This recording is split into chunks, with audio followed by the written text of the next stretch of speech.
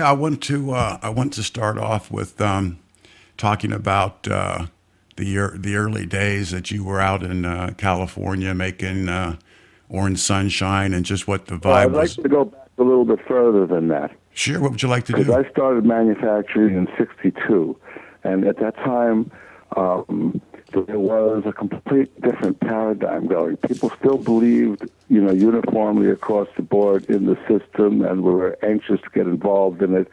You could afford to go to school, and when you took psychedelics, it was not this foreboding terror that someone was going to kick in your door and arrest you. And so the Millbrook experience versus the California psychedelic experience, this is all before it was illegal, was such an incredible part of the set and setting change that occurred after criminalization of the psychedelics. Well, hang on to that thought, and that's where we'll start. I've got my notes here that you went after college. You went to Millbrook with Timothy Leary. So you want to start there? Well, during college, I went down and studied the psilocybin experience with Maria Sabinas in Oaxaca as part of my own personal pursuit in the study that I was in, which was anthropology, cultural anthropology, and I went into cultural revitalization studies, and I began to realize there was a way to bridge all the cultures and all the different sets of beliefs by going inward and finding God. Well, then let's start with there. Well, I'll open it up and I'll ask you And then I'll talk what happened when I came back. I ran into a chemist, and he said, you've got chemical background. Why don't we make some psychedelics? And I can go from there. Okay, so we'll start off with how your interest came in psychedelics, and we'll let it go from there. Okay. Perfect. Okay, so I think we're all ready to go. So I'm going to pause for just a couple of seconds. Yeah, and it's fine if you want to give broad questions are fine. Just let's get the time frames starting at around the early 60s. And you want to make your answers not too long. Okay. All right. My guru is here in bed with me. Oh, good. That's my partner, Usha. Usha, say hello to Daniel. Hi, Daniel. Well, hello. What was your name again, please? Usha. Lucia. How are you today, Lucia? I'm fine. It's Usha. Usha, I apologize. But sometimes he can be quite long-winded. I don't know how much you have for this show. I'm going to let him air it out as much as he'd like, Usha. This is a very important interview for me. I've got people that are just dying to hear it, so I'm going to let Nick air it out and have whatever say he wants to have. Okay, great. Super, great. Okay, so let's pause for a minute, and when I make my introductions, then you'll know we're ready to go. We're going to cut off all of this, obviously, this intro stuff when we play it tonight. But yeah, of course. Okay. You have a very nice voice, by the way. Well, thank you. I appreciate that, Nick. And before we get started, I just want to tell you, you may not remember, but you met me in Basel at the conference. And we were sitting around the lobby of the hotel, and we were talking about our first LSD experiences. And I said that in the early summer of 1970, I took Orange Sunshine, and it was 250. Oh, you're one of my kids. Yes, yeah. I am. And I said, welcome, son. Yeah, thank you, Daddy. Thank you. And I said it was 250 micrograms, and you leaned. I went for like 20 years, never knowing if the Orange Sunshine thing had been any good, because it caused such a groundswell. It just destroyed my life, and I had to run for my life to Canada. And I never did know all those years that, still making psychedelics and believing in my primary vision that it was going to have such an effect, but I never had any feedback. I was running like a rat with a redneck shooting shotguns at me, in the woodpile. Well, I can confirm that it was the best LSD I've ever done. I've been doing it still. And when I told the little group that was seated there, including you and some of the other luminaries in our business, and I said it was 250 micrograms, and you leaned across and patted me on the knee and said, "No, Danny, it was 300 micrograms." Because right now I remember. Yeah. It was I was saying I met you. I had just gotten out of a bad operation. Just like 2 or 3 weeks before I had lost my gallbladder and had pancreatitis, but Man, I was not going to miss Albert Hofmann's 100th birthday. No, it was my hero for the beginning, since the beginning. It was a wonderful experience, and I think about it almost every day I walk by. My wife and I had the good fortune to go to Albert's home in Switzerland and meet with him for a real long afternoon. And oh, how cool! It was very cool. It was very cool. Yeah. So I got a nice picture framed of me giving Albert a kiss on the cheek. So every time I walk by, cool! I have a picture of a DVD and a DVD of me presenting a crystal, an enlarged picture of a very beautiful crystal cluster of DMT base, which no one had ever made before. And I showed it to Albert, and he tapped on the glass of the picture very enthusiastically and said, "Send me this picture. Send me this picture. Do not fail." and he's got it. And until the day he died, he had it hung over his writing desk. Yep. Well, I was in that little room where his writing desk was. He was looking for the piece of paper that Huxley's wife gave him. It was when Al just scribbled on a little piece of paper, 150 micrograms intramuscular, and he spent his last hours in bliss, and Albert spent about 10 minutes looking for that piece of paper, and he was so damn mad at himself that he couldn't find it. But we had a wonderful experience that day. It just was enlightening and so uplifting that. But we're wasting some good stuff here, so let's take a quick pause and just stay with me. I'm going to pause, and then I'm going to introduce you, and we'll get right into it. Cool. Okay, here comes the pause.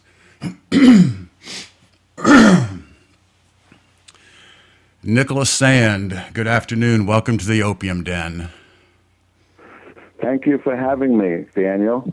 Glad to be with you. Well, I've got a lot of listeners out there that are pretty excited about hearing from what most people consider you to be the most legendary LSD chemist to ever make LSD. So I really appreciate you coming in. And how I'd like to start off, if you don't mind, I'd like you to take us back to when you first became aware and interested in psychedelics and how you walked that path. Well, okay, I guess we're going to have to go back to the early 60s. I was studying anthropology at Brooklyn College, and I had become fascinated by cultural revitalization movements. This is when a culture has been destroyed by another culture, say the white man coming and destroying the American Indian cultures, that caused an uprising of the use of peyote, which managed to allow them to rid themselves of white man's sickness and alcoholism, and to cure their inability to function by combining the cultural values of both their native indigenous values and the maturation stages of growing up with the American white one, which had impinged and basically destroyed their cultures. But peyote managed to allow them to bridge that gap and find new integration. So I found this really fascinating. And then speaking to Tim one day, he said, "Oh, there's this woman down in Oaxaca." No, Tim. You mean Tim Leary or Tim Scully?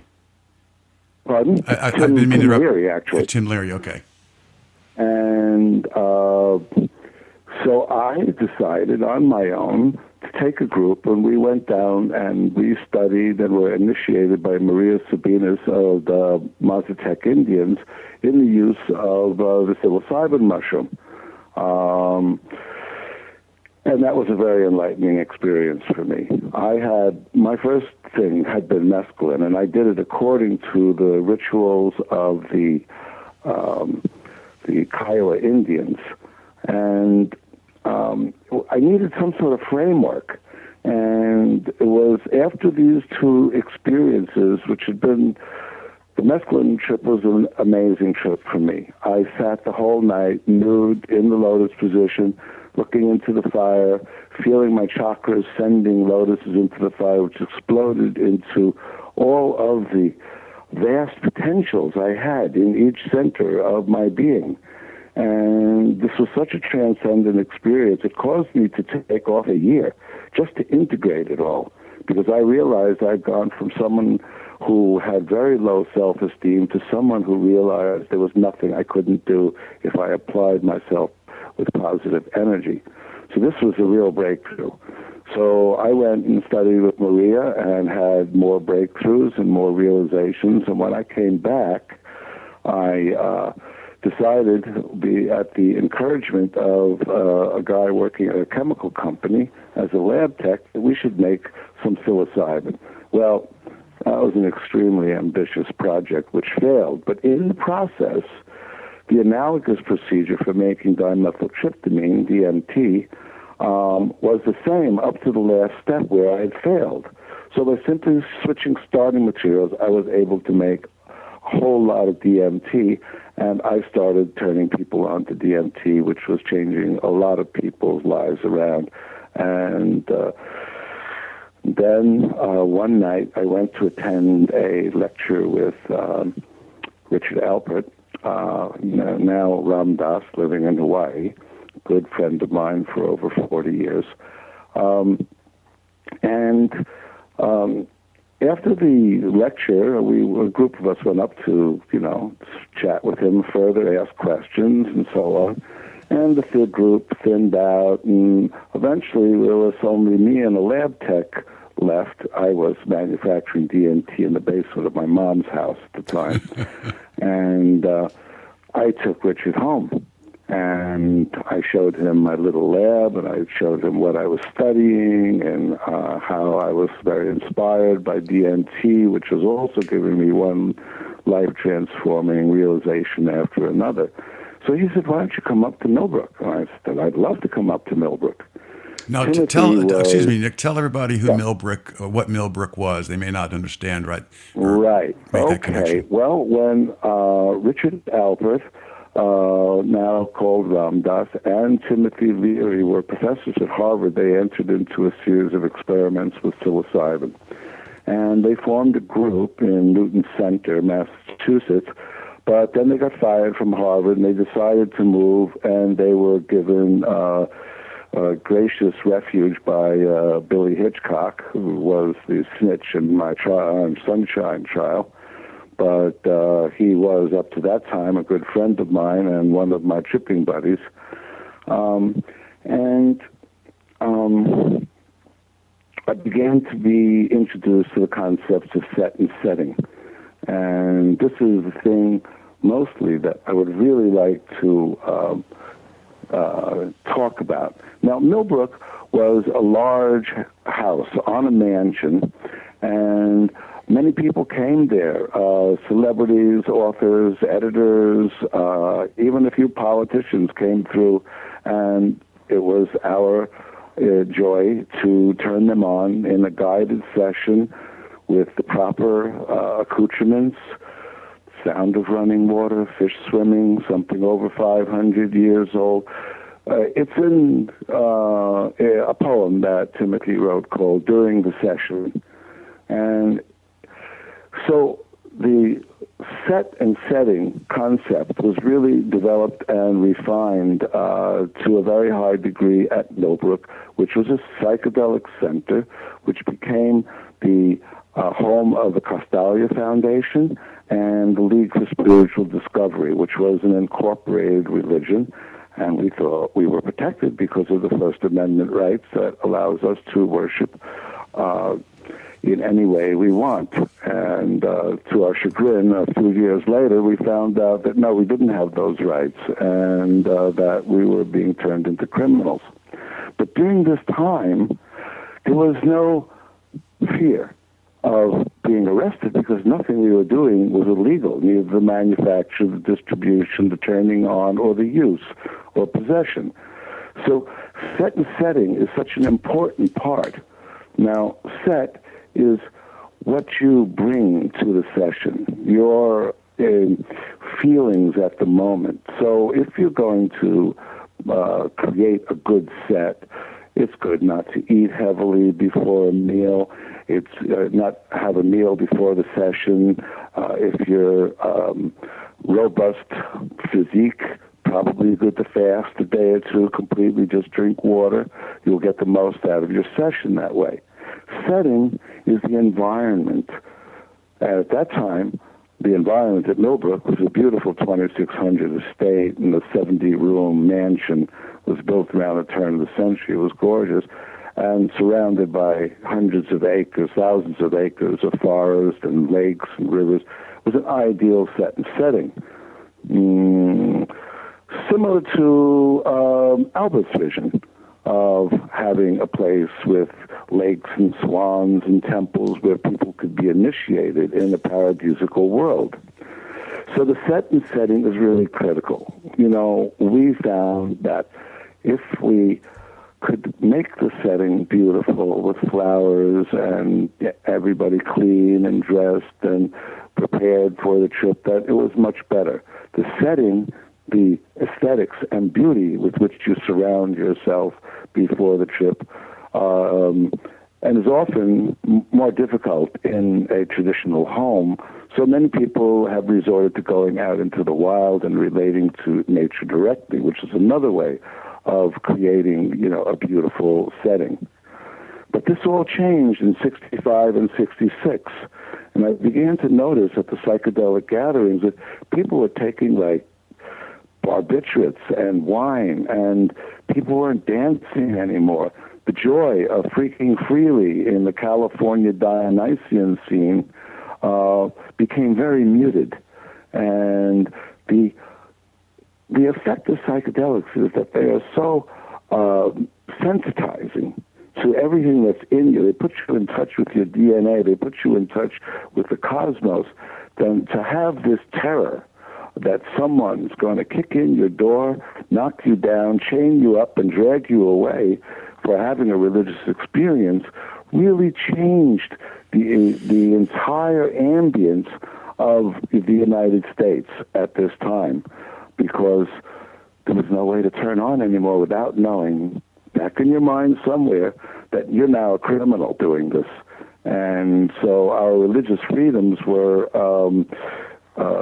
we were relieved of our religious freedoms at this time. And as a result, millions of people have been prosecuted and tortured and put into jail over the last 40 years of this drug war. And you, you being a prominent one who was arrested and thrown into jail. Well, moving from Millbrook, where did your mind and experience take you from Millbrook? Where did you go next? Well, there was a very beautiful girl at Millbrook and someone who came from California who was living on a 300-acre ranch. And we moved there, and I had my child there. And this was in California, in Northern California, in Cloverdale, and we formed one of the first psychedelic communes, and we were all into going back to the land and to feel nature and to form a family tribal unit that could share the psychedelic experience. So that's what I did, and I ran into Owsley at Millbrook, and he invited me also, and he became a strong critic of the purity of my psychedelic sacraments and gave me a few verbal boots in the ass about it, and so I endeavored to produce something that was finer than even pharmaceutical grade. And I succeeded, and that's why the onset of the LSD that I made is always so smooth. Not always, because some people don't have the right set and setting, but if they do, it is very smooth because LSD is a magnifying intensifier. And so if there are other impurities in it, even though they wouldn't normally have any effect on you, you can see them under this microscope and macroscope that you experienced during the LSD experience. So LSD not made in Owsley's tradition and in Tim Scully's tradition of making absolutely pure double recrystallized chromatographed LSD. If you don't have that, you will have a good experience probably, but it won't be as good and it won't be as smooth, but it will still work. Well, Orange Sunshine was the first LSD that I ever took back in the early summer of 1970, and I must agree with everyone else that I've ever met that took the drug back then in that time, was that Orange Sunshine was the most pure and the best LSD I've ever taken, and it still remains in the minds of many as the very best LSD ever produced. So. Thank you for me and probably millions of others who experienced such a pure pharmaceutical grade of LSD. Did you get a lot of feedback at the time with regards to what you were making, or were you just too busy? Well, yes, busy running the commune, busy running underground laboratories, which are very elaborately, because of the security and, the observation of any place where you can source equipment or chemicals. So we had to stage these almost like quasi or paramilitary operations, like little spy units, little groups that would go out. But what happened was that when the Orange Sunshine came out, and it was a whacking good dose, and it has been verified to me personally by one of the head forensic chemists of the DEA, that he was amazed that when he analyzed my LSD, the Orange Sunshine, at every tablet he analyzed had precisely 300 micrograms.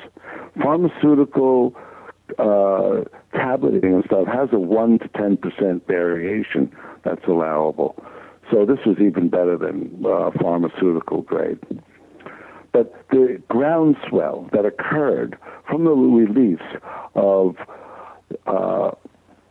that LSD that Tim and I made, Tim Scully, who was my partner in the Orange Sunshine Project, was so powerful.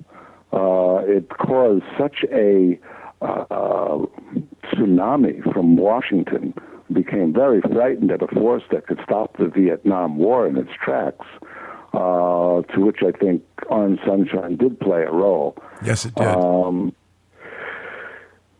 Was so disrupting. It destroyed our commune. They stole our land. We had all worked very hard, and over the years we had saved up enough money, but everybody was so terrified they couldn't come forward. So I took the rap, and using tax evasion things like they did with Al Capone, they managed to wangle, a 15-year sentence for me in front of a judge, was appointed to spearhead the war on drugs. And so I didn't get any feedback. I had to run. I was arrested with 5 shotguns to my head.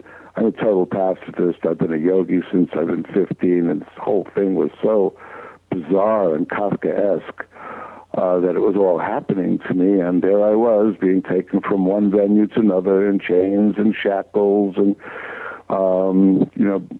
it's basically torture. They want you to cop a plea, and they will torture you until they get one from you, and you have the worst facilities as long as you're fighting your case, and it prolongs the time in jail, which is extremely uncomfortable.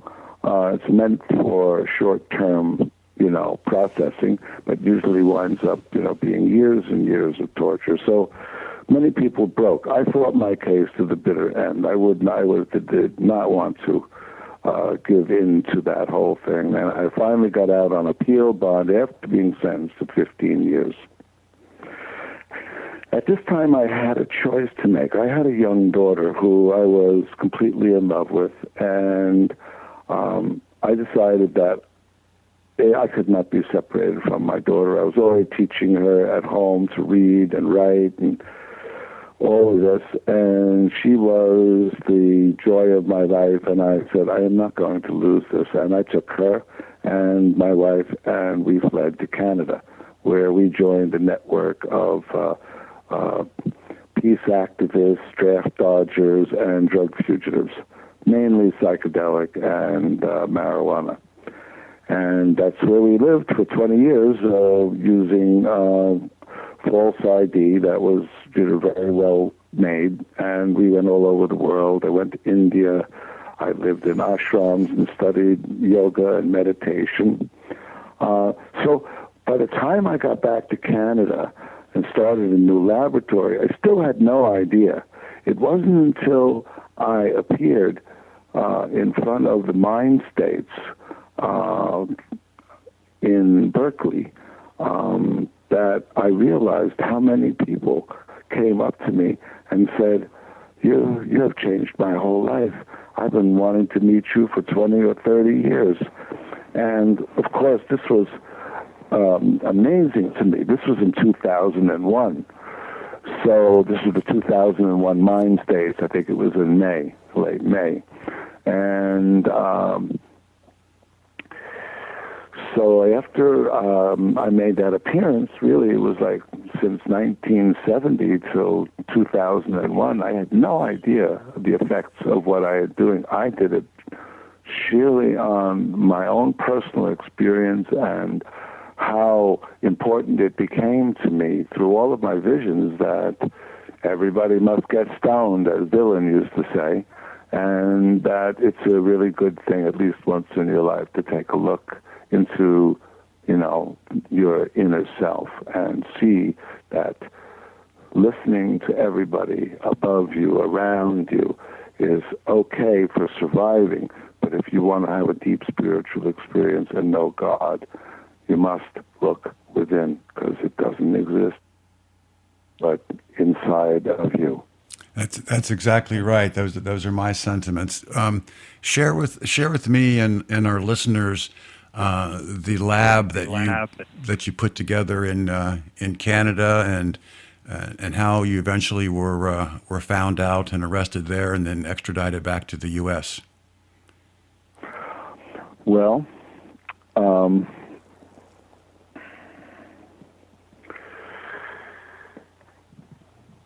when I was in Canada, someone came up to me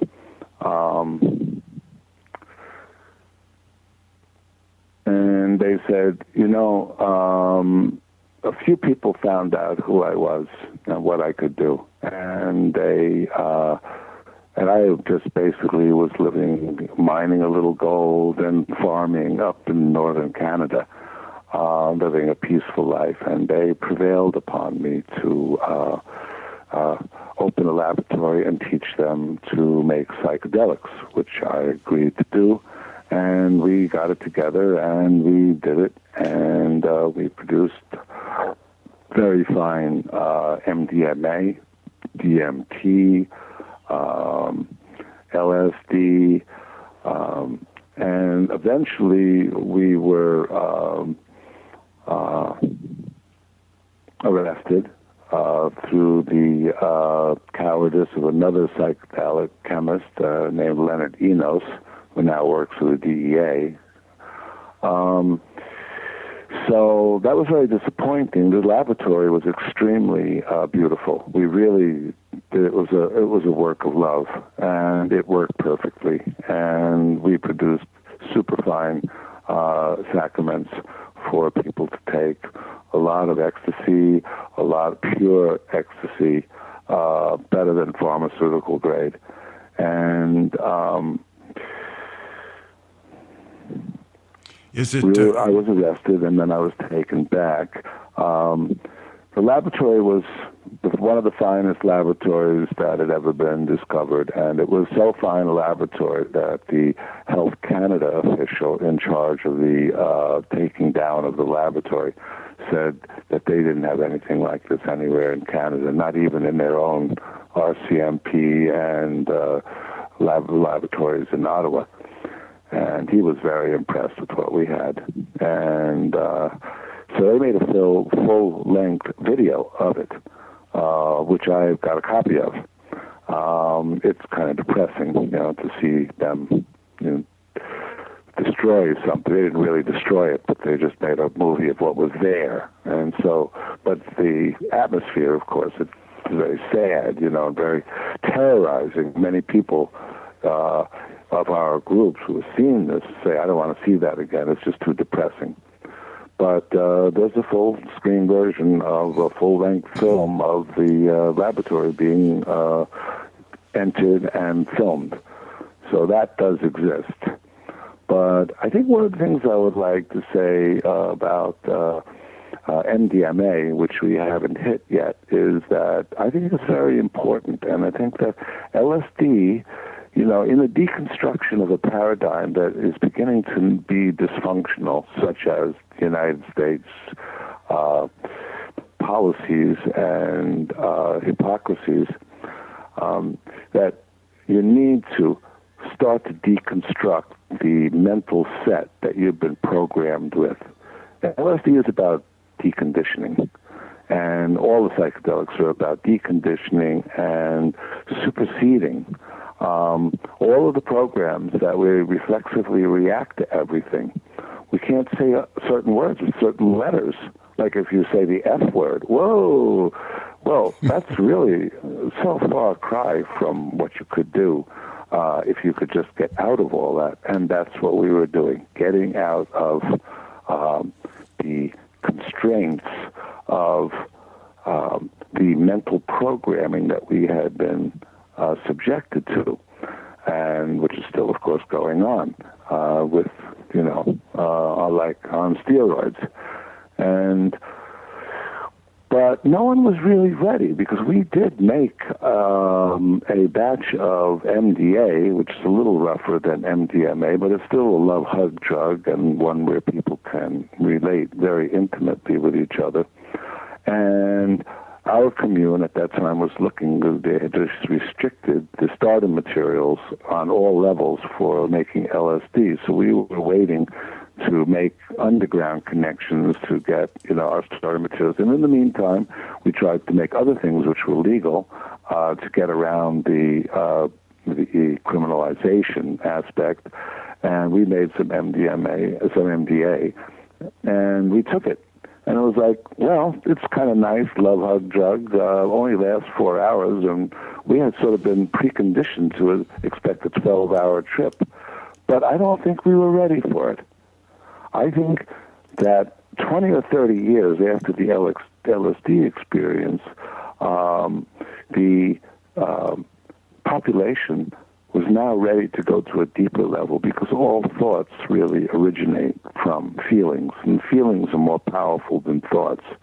So after we had, culturally deconstructed bit by bit through the changes that have been happening in the last 40 years, in the 80s, suddenly MDMA was rediscovered, which was a great mystery. Why did MDMA suddenly become so relevant and so important? And it was because we all need love. And all the youngsters that take it should also realize that set and setting with MDMA is also very important. And again, I'm not going to go to this division. The East Coast, Apollonian, everything must be very strict and religious and do everything that does produce a very beautiful visionary trip. But there's also a way to dance to God, to walk into the fields and make love and all of that. And that's sort of more the Dionysian take. Well, I think you need both. And I think we need bridges to both. And I think the psychedelics such as mescaline, psilocybin, and LSD are the ones that are more mental, and MDA and MDMA are the ones that activate the heart. And that's so important for the youth and the young people taking it to understand that this is a sacrament, and you can have way better trips by doing it in a sacred and private situation instead of at parties where people are drinking booze and stuff like that. That, to me, is kind of sacrilegious. Oh, I agree with you. When That is sacrilegious to mix alcohol or even other drugs, barbiturates, amphetamines with either LSD or any of the psychedelics, MDMA. To mix chemicals is not a very good thing. But what I don't want to bring you down, so to speak, but I would like our listeners to hear about your trials and tribulations once you were extradited back to the United States and where you stood trial and were put in jail. So give us your thoughts on how all that went down and who betrayed you and how you came through it all. Because like I said, when I met you in Basel, Switzerland, you were just the sweetest, nicest man I'd ever met, and to know that you had been through such a hassle gave me hope that others can do the same thing. So give us your view on your prison time and how all that came to pass. Well, the prison time was actually rather interesting. It happened in two phases. The first was when I was arrested. I had a very beautiful laboratory in St. Louis, and I was arrested there. And in 1970, when was that? 74. It was 74. Yep.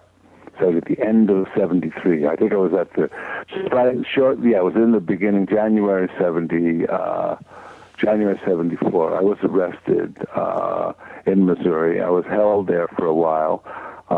They hadn't done the arrest correctly, and the case was thrown out for my laboratories in St. Louis.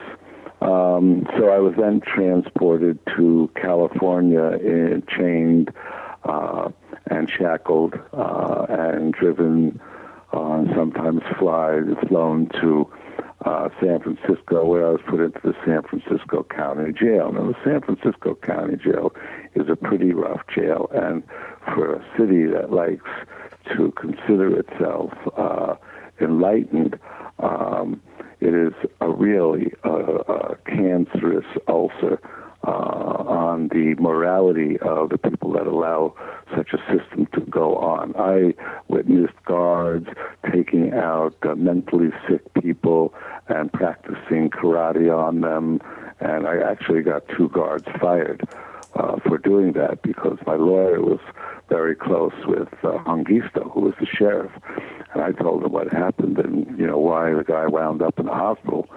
And he transmitted to Hongisto, and those guards were fired.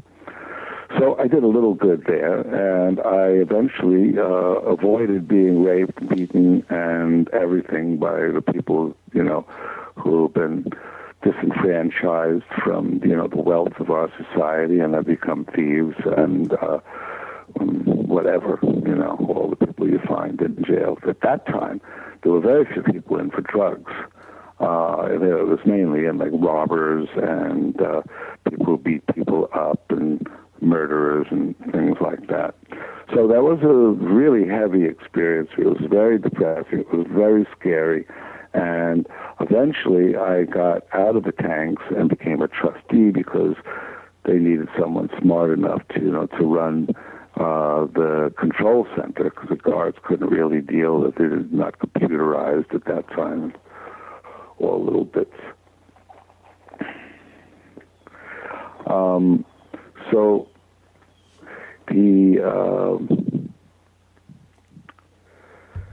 jail experience was pretty heavy, and but I learned a lot there.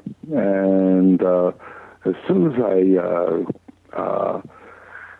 was convicted, they sent me up to McNeil Island. Now, McNeil Island was, I believe it was built by the same architect who did Alcatraz, which is such an eyesore and such a shame to San Francisco that they had to shut it down. So they put me up into one just like it, located in a fog-bound Puget Sound, in a place where prisoners were, routinely killing themselves. As I was booked into the prison, they were dragging body bags out for people who had committed suicide from being in the hole too long. and a whole lot of stuff was going on then that is still going on, at an accelerated rate. I mean, it's probably tens of millions of people just for marijuana have gone through this system in the last 40, 50 years, and that's just criminal. I mean, people using marijuana is just, it's crazy. How can you make a plant illegal? So, personally, in that phase, I did not do very well, to be frank with you. I managed to survive. I managed to get out. I became an operating room technician, working doing surgery with visiting surgeons to the prison. And then I continued to do that when I got out on appeal bond. But when it came time for the appeal, it was denied. And I didn't have any confidence that I would get any relief from the Supreme Court of the United States. So I just quietly vanished, and it was quite exciting time. I was living in a houseboat in Sausalito, pretty much just waiting to see which way the cookie was going to crumble. And Nikki Scully came over, and she said, we got to get you out of here. Your appeal's been denied. So she drove me to another friend, and that friend took me to Oregon, where I met another friend from prison, and I hid out there until I got enough ID to cross into Canada. I made it into Canada, no problem, and I started to live in Canada until I went. And when I established my Canadian ID, I then went to India, where I studied meditation and worked in an ashram for 3 years. And then I returned to Canada, and I continued with the same master in Oregon. And then when that commune broke up in 81, I went back up and did a variety of things: farming, beekeeping, gold mining, just being in nature and keeping my head down. Until, again, I came to the part where I made the laboratories in the, when was it, the 93, 94, 95, 96, and was arrested on September 28, 1996, held there until we worked out all the details of being transferred back into the United States, at which time I was held in the same jail that I'd been in San Francisco County Jail for 5 months, till my trial for bail jumping was where they managed to get the same hanging judge to do my case. And so we went for a bench trial instead of a jury trial because it was a technical issue, and he had not done the procedure correctly. So Conti, the judge, was overruled 3-0 by a varied panel on the Ninth Circuit, which allowed me to get bail. This whole process took a couple of years, during which time I was transferred from one jail to another, and then finally to Terminal Island, and then from there to Lompoc. During this time of incarceration and arrests, I think I counted 73 bed changes, 14 different institutions, and being black box chained, shackled, belly chained, handcuffed, and made to travel that way for days and days. It's extremely difficult to go to the bathroom like that. So the whole system is, based on torture. They make no distinction between someone who got caught smoking a joint or someone who just, murdered 10 babies. I mean, they treat you all the same, and there's no distinction. You're just basically tortured. Now, when did you? Oh, I'm sorry. When did you get out of prison for the last time? And obviously, you've stayed out, but when did you get out of prison, and what did you do? Well, I mean, basically, when I think I need to go back a little bit further. So eventually I was transferred to Terminal Island, and in Terminal Island I had a choice. I could be miserable, or I could turn it by mental intention into a yoga camp. And everybody said, "Oh, you're not going to be able to do that. You're going to have to, hook up with some gang because someone's going to have to protect you in prison." I said, "I don't think so."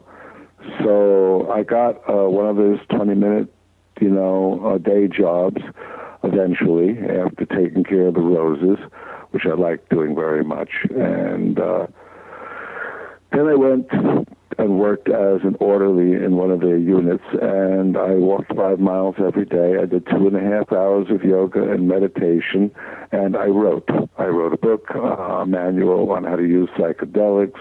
I wrote articles on different trip experiences, and I was successful in not letting the prison experience really bring me down. Now, of course, the food is out of date and of very low quality and not very nourishing, so my health did begin to deteriorate a bit from that. I've recovered by now. So I think I did the jail experience the second time way better, using the lessons from the psychedelics about setting, but at this time, even a more advanced concept, that is intention. How you can set your intention in your life to be joyous, to be open-handed, or to be closed-fist, uptight, and miserable. And we all have this choice every day when we wake up, misery or joy, misery or joy. And some people say, well, I want to be real, and I'm miserable. But misery and joy on a certain level of consciousness are both illusory. So if you put on the joyous mask for a while, sometimes it becomes second nature and becomes natural. If you put the misery mask on, the same thing occurs. So you really have a simple choice. I stayed in prison until December 20th, 2000. And at this time, everyone said, "Oh, don't expect to get parole. You're old law, but you're not going to get it," because nobody got it. But my behavior was so exemplary, I got complimentary release, early termination from Washington, at which time I started working in a jewelry store, started editing my book, and just living a life with... Yeah, then I went to the halfway house, that's right. When I got out of prison on the 20th of December, my term was still not up. And the halfway house I stayed in for about 4 months, and I was not allowed to sleep anywhere else. But then after a while, they started giving me weekends at home with Rusha, and then they gave me home confinement. And it was during this period of transition to so-called normal society that I was invited to speak at the Mind States. And it was at that time that I had this incredible just shock to stand in front of 600 people that the producer said he had never seen anyone get a standing ovation from everyone from the talk I gave. I still have copies of that talk, should anyone want them. Eventually I'm going to organize a website and put it all up there for everyone to read. Just haven't gotten to it yet. Does that answer your question? Yes, it does, and I think it answers it very well. So tell us... I've got a couple more other questions here, but I'd like you to tell us what you've been doing since 2000. What has the last 9 years of Nick Sand's life been like? It's been very, very, very beautiful. Usha waited for me for years and years while I was in prison, and we wrote dozens and dozens of, many-paged letters where we worked out, our love. And when I got out, we began to live a life together here in California, doing organic gardening. I was working in a jewelry store for years till I retired. And just been California is a very beautiful place, and we live in a gorgeous little spot in the woods, and it's just been very peaceful. Lots of yoga, meditation, walking in the hills, and being in love. Well, being in love is the greatest thing any one person can do with another, and take us back just a little bit. Tell us, there's been a lot of controversy about Timothy Leary, whether he screwed the pooch on LSD, was good for LSD or bad. What's your opinion of Timothy Leary, and how do you think his legacy should be written? Well, okay. Timothy Leary comes from an older paradigm, baseball and beer, and his contact with psilocybin, was very revelatory. But the enculturated values that he had were, so strong from this older paradigm and he was an intellectual. He was not a spiritualist. See, this is the difference between him and other people, like Ram Dass, who, it became a spiritual journey for him that then brought him to India and Nimkroli Baba, where he studied meditation. So there were two ways to go. But Timothy was brilliant, absolutely brilliant, quicksilver mind, and one of his great psychological techniques was to invent these slogans that had incredible effects on people, and so it worked very well. I mean, he would be going out and saying, tune in, turn on, and drop out, which basically means hear the DNA singing in your blood. Drop out of restricted life where there's no love and there are bad choices that are the only ones that are presented to you, and do this by turning on. So, in a way, he and I were a team, even though he and I really didn't get along that well. I still loved and respected him. And I think his legacy should be remembered as the man who was the snake oil salesman. He's the guy who went out and said, we have a cure-all here, and I want everybody to hear about it. So it was Timothy's work as the publicist and the philosopher for LSD and turning on the youth. Without his work, there would have been much less interest in it. And when I was introduced in Basel, the man who introduced me said, there are two people at this conference who have really turned on the world. One is Albert Hofmann, and the other is Nick Sand. And even though I was not invited to speak in Basel, he gave me his spot and allowed me to tell my story. That was Bob Horty, who was a good friend and a very generous person who I just barely met at the time, who felt, I think, in many ways the same way you do. So where would you like to go? Well, so your belief that Timothy Leary's legacy should be that he was the publicist and the Pied Piper, for lack of a better term, and that on balance, what he did was good? I don't really think in terms of good and bad. I do think that psychedelics are good. Everyone makes mistakes. We're all experimenting if we're living life, and we learn by our mistakes. We all learn by our mistakes, and those mistakes were very important and nothing to feel bad about. People make mistakes, and they should not condemn themselves for it.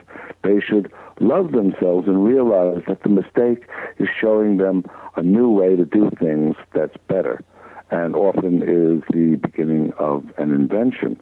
So Timothy really was the person that spread the idea of turning on to the whole world, while the intellectuals and the medical profession were threatened and disappointed because his popularization led to many changes in the basic culture, which then brought the government in and restricted all LSD research.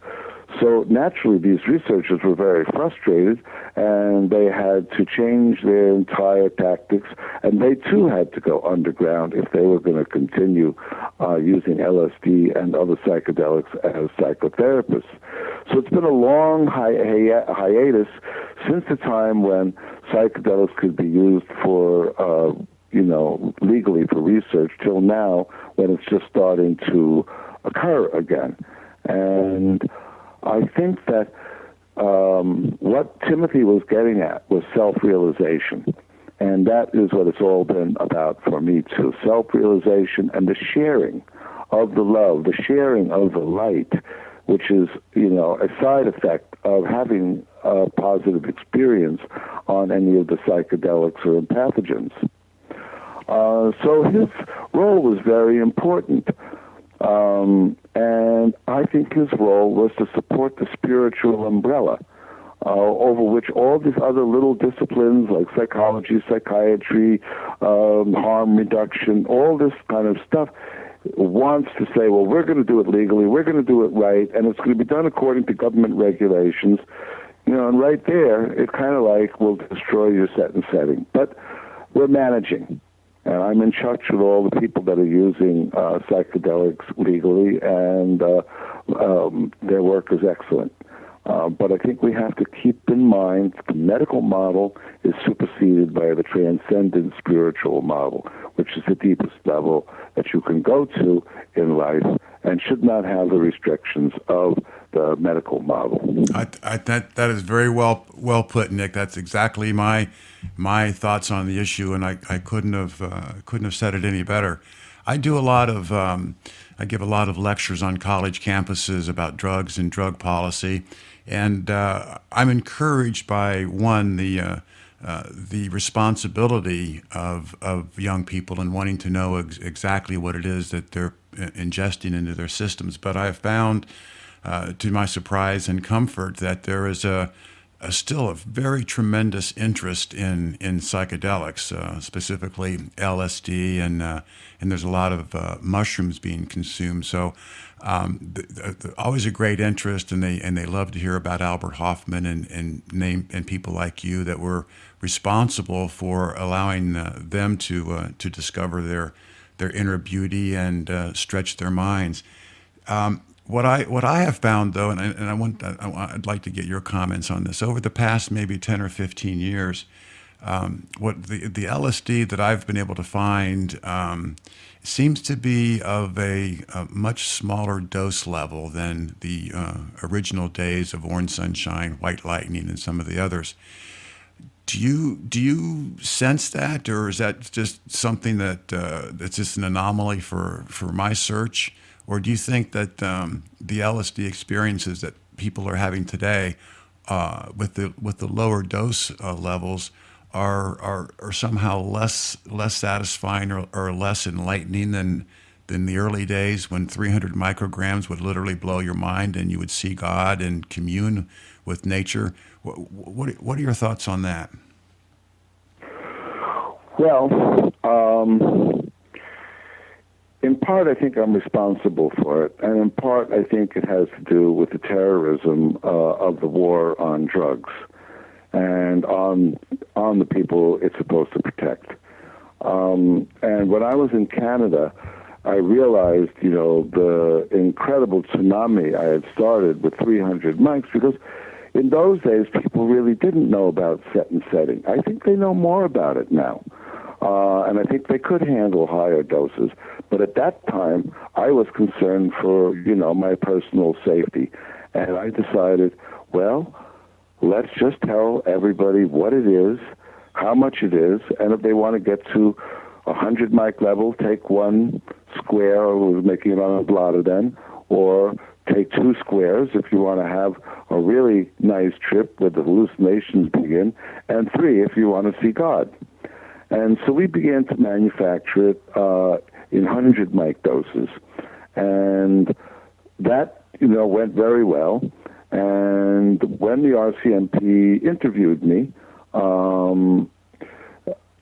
I said to them that, do you have any idea how much LSD has gone out into the Vancouver area? And they said, no. And I said, you have access to all the data that comes from drug abuse cases and medical emergencies in the emergency rooms, and you're up with that, aren't you? Because I was talking to a major investigator and a Health Canada official. And they said, yes, we know very well. And I said, okay, how many casualties from LSD use have you observed in the emergency room reports? And they said, none. And I said, do you know how many doses of LSD I produced here in Vancouver and distributed here? And they said, no. I said, 10 million. They were flabbergasted. They said, well, it must have gone somewhere else. It couldn't have been here. And I said, no, it didn't. Most of it did get here. Some went to Montreal, but mainly it was all consumed right here in Vancouver. I would not allow anyone to take it to the U.S. because I was afraid to, knock on that door. So I didn't allow it to go to the U.S. I just distributed it in Vancouver, and it caused, a great deal of enlightenment in the general population there. Do you think that? I'm sorry. Go ahead. I'm going on a little bit further here. But what has happened is it's become more and more and more difficult to get decent starting materials, decent equipment, and decent chemicals. The restrictions have become so tight that people get whatever they can from whatever they can, and they make batches of stuff. They're so running and hiding, doing this kind of manufacture, that they don't have the inspiration, they don't have the knowledge, they don't have the understanding anymore of how important a really pure psychedelic is. So not only have the dosages have become, in many cases, disco dosages. I think Erowid and some of the other sites who have analyzed average doses were saying they were between 25 and 50. So, and it's probably not a high-quality LSD. It is LSD, but it's a very low dose. So what people do to compensate for that is they take a strip of them, 5 or 10 at a time, right, and they have good trips.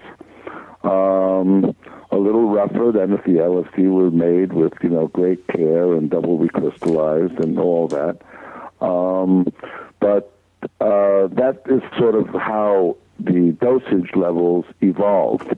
The terrorism is responsible for it, and the government is responsible for all of the drug tragedies that occur, because criminalization is insane. And all it's doing is bankrupting our country, and it's not working. And everyone agrees the war on drugs is not working, yet it persists. So this is just, a typical insanity that we live with among all the other insanities. Well, do you think that we'll ever get back to a situation where much higher quality and higher microgram dose levels will be produced? And what you said about the impurities and not quite as good as the old days, I guess. And I've noticed that too. The transition seems to be just a little rougher, a little less smooth than some of the original acid back in our time, I guess. So do you see potential? Do you see that changing, or is that just going to be the way it is? Well, when I go to the psychedelic gatherings to give talks and stuff like that, I hear that there are many interested college students who can understand these concepts. And when I was manufacturing LSD, it was an extremely complicated procedure until some more simple procedures were invented and discovered and found to be relevant. So I think people are starting to understand the importance of this, the difficulty of, manufacturing pure psychedelics in a terrorist society is extremely difficult. And so mistakes are made, shortcuts are taken that shouldn't be taken, that are, in my view, unethical. But, when you're a rat, being chased by a bunch of rednecks shooting shotgun blasts at you in a wood pile, sometimes, you can't pick up every little stick. And you got to pick up every little stick to produce a fine psychedelic. But it's very difficult in these conditions. As though you want to produce a fine wine, but, the government is spraying the lands, they're running highways through your orchards, power lines over. Well, you can't produce a good wine that way, and you can't produce a good psychedelic under those circumstances either. So, yes, I am hoping that there will be a groundswell of interest, and the information is available everywhere. Tikal has all the newest formulas, and they all work.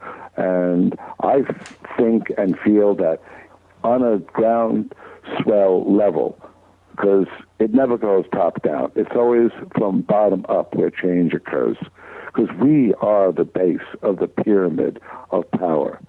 We are the ones that support it. And as soon as we can get out of the conditioning of supporting this pyramid of oppression and spiritual restriction, the pyramid will come down, and we can form something new where we can start treating this planet like the paradise it is, and develop our DNA to the point where we can use it not as some kind of strange genetically modified thing, but as a way of evolving to higher levels. Well, I think this change is occurring. I'm sure it's occurring. We're going to go through a bad patch this year for sure, at least, and maybe a few more. But, you can't make omelets without breaking eggs, and I just would recommend everybody hold on, meditate, and do whatever you can to keep your sanity, because it is through fear that people are controlled. And if you want to be free, you have to find the source of your fear, go into it, accept it, love it, and transcend it. Well, that's very true. And along those lines, what, as far as the future for not only psychedelics but for drug policy in general, do you think that there is any reason to be hopeful with Barack Obama as president? Well, I'm a little skeptical about Barack Obama. He just appeared out of nowhere and suddenly became a senator, and then suddenly it's sort of like he's been just, well, let's pick this one, polish him up, pretty him up, and put him forward and look like we're, the first country who's elected a black leader out of a white population. But the fact that 14 of his cabinet members are trilateral commission members, and the fact that he's still talking about sending 400,000 troops to Afghanistan, which is a war of invasion and will always initiate guerrilla warfare. It's always a matter of, how long it will be before the invaders are either acculturated into that land or driven out. And no one has ever held Afghanistan for very long. Yeah, the Afghanis have a hard time doing it. So, no, I'm not really happy with what I'm hearing from Barack Obama, but if he does manage to keep his election promise of decriminalizing marijuana, I would say that's a positive step, but it hasn't happened yet. And the FBI figures for marijuana arrests since 2003 to 2007, I think was the last ones Normal reported on, and it's been gone 450,000 2003 to 525,000 to 600,000. Yeah, we just had our 20 millionth arrest marijuana arrests per year as of, I think it was 2007. Right. So even though there are states legalizing medical marijuana and stuff like that, and this is, of course, non-carcinogenic, non-harmful, been proven 6 ways to Sunday to be absolutely benign medicine, and it's still illegal. And he could have, in one moment, signed an executive order legalizing or decriminalizing marijuana and forbidding any judge anywhere to throw someone in jail for marijuana. He hasn't done it. And it was one of his campaign promises. So am I thrilled by Barack Obama? No, not yet. If he does something besides continue, backing all the war material manufacturers, I mean, the United States lives off of war manufacture. The amount of war material we produce is twice as much as all the combined military spending of every other nation in the world. Yeah, I just read in the Wall Street Journal the other day that the total, just the cost overruns, the money that we pay on top of what we've been paying to the military complex, just the cost overruns are over $350 billion a year, which is more than all of the other Western societies and a few non-Western societies spend combined on their military budgets. It is just insane. It's inhumane, and it boggles the mind that we can essentially blow more money than the rest of the world actually spends on their on military armaments. It's just $3 billion would make the world have fresh, clean, healthy water. Exactly. Well, and for $10 or $15 billion, could probably feed the whole world. The fact that we're spending, billions of dollars in these wars, and the cost in the end is trillions of dollars, and the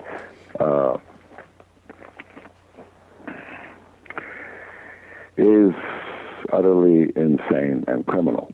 But this is a dream, and it's a bad dream, and we have to convert it into a good dream. And we have to find our own inner peace, and if we can't do anything about it outwardly, at least we can do something inwardly. And if we can bring ourselves into a state of love and look at our own inner terror and how afraid we have been, made by the government, and I can tell you they can hurt you real bad. They do hurt you real bad when you go against them. And I did it. I went through it, and I think it was worth it. Well, I think you came out on the other side very, very well. And as we close out today, this our conversation, again, I want to say how happy and fortunate I am, and all of our listeners are, to hear from Nick Sand, the legendary Orange Sunshine chemist. But I want you to comment on a conversation I had with Albert Hofmann when my wife and I had the good fortune to visit he and Anita in 2003. We were talking about the medicine, the spiritual value of LSD as a medicine. And I said, I asked Albert, on a medicinal level, what would your recommendations be for someone throughout their life as far as taking LSD? And he said that he felt the first experience should be in your 20s to establish a worldview, to give you opposing views and thoughts, and then he thought in middle age would be the second time, and then in your twilight years to take it a third time and reflect upon how your worldview evolved over those years. What would you say if it was a medicine and that was the only way we could get it? What do you think would be a proper medicinal dose, I guess, and how it should be done? Well, I think first of all you have to realize that for psychedelics to work, there's a certain threshold level for when they start to really become psychedelic. And with LSD, I think it's 200 to 300 micrograms. With mescaline, it's 400 to 500. The burgeoning use of ayahuasca is, of course, very difficult because of its herbal nature, but it has been very important for curing a lot of people. it seems that the youth, as they hit their adolescence and they're starting to form, it can, if it's not done right, it can be irrelevant to their development. It's just another drug experience. But it does seem to be very important to a lot of teenagers, older teenagers, 15, 16, 17, but even as young as 12. I've met many groups of 12-year-old runaways who took LSD. Did they do it right all the time? No. But was it better than what they ran away from? Yes. So, I mean, in an ideal world, yes, Hofmann's idea is very good. But the reality on the ground is people need to take more trips than 3 trips in their life. Some people will get it on one trip. Some people need to take it a lot. I had come from a very difficult childhood, and I needed to take psychedelics. I think I've taken DMT and LSD and mescaline maybe a total of 2,000 times in my life. So would I limit myself to 20, 40, and 60? No, I don't think so. If everything were perfect in the world, that would probably be adequate. But I think it's entirely up to the individual and how far they wanted to go. A lot of the conclusions that Hofmann came to are the same ones I came to through years of experience, set and setting, having beautiful lands and temples where people could be entertained by guides and sitters who would take them through their trips and help them not out of their sickness, but to go from wellness to even more wellness. This whole thing of the medicinal effect of it to cure something that's not right, once that happens, then you can go from there to things that are more brilliant. And after you've done your integration, sometimes if you're too young when you take it, it can scramble you a bit, especially if you're doing it in like a street setting where there's no way you can really find a peaceful place because you don't want to do it at home because you're afraid of your parents drug testing you or whatever. But I think it's important that it's taken early enough for you to develop this worldview and to understand, the value of the psychedelic. On the ground, it happens a lot younger because people in their teens are already seeing that something's not right and something's not satisfying and something's not working, and they need information. And that information can be gathered through psychedelics. Well, you mentioned that you had taken hallucinogens close to several thousand times, and I'll be honest with you, I've never met anybody that's done it that much. My experience is around a couple hundred times. But do you still enjoy psychedelics, or have you moved on into a different plane? Well, I've just come through experiencing a rare blood disease and having a heart attack and so on. And so right now, basically, all I'm doing is fast walking, yoga, meditation, and pranayama, and I've switched to an entirely vegetarian diet. And I've read a very important book called The China Study by T. Colin Campbell, who was a government nutritionist and has written a book, which I think is very important. And basically it says everything that you can get from a meat-based diet, an animal-based diet, can be gotten way better from a plant-based diet. And he has 500,000 studies to back him up in peer-reviewed journals. So I think we're heading toward vegetarianism. I think we're headed toward meditation. I think we're headed toward self-realization. And there are many tools for doing that. As you get older, you don't need so much anymore. So,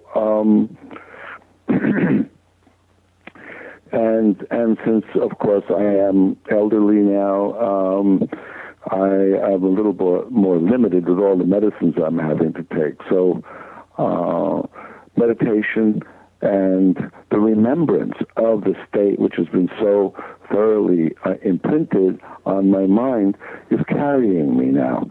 And I'm realizing that there's truth, which is the first thing you need to discover. And then when you begin to understand the truth about yourself and everything around you, you can move into love. And that love connects you with all of that. And there's still yet something above love, and that is the direct perception of beauty. And I have just discovered a whole new level of that. And that's that everything around us is imbued with preciousness. And I think if we can keep moving from truth to love, to beauty, to preciousness, everything around us becomes sacred. And that's what I would like for everyone listening to this to understand. It is your birthright. No one can take it away from you. You are free. You are free forever. Just drop your chains and stop carrying them because someone told you to.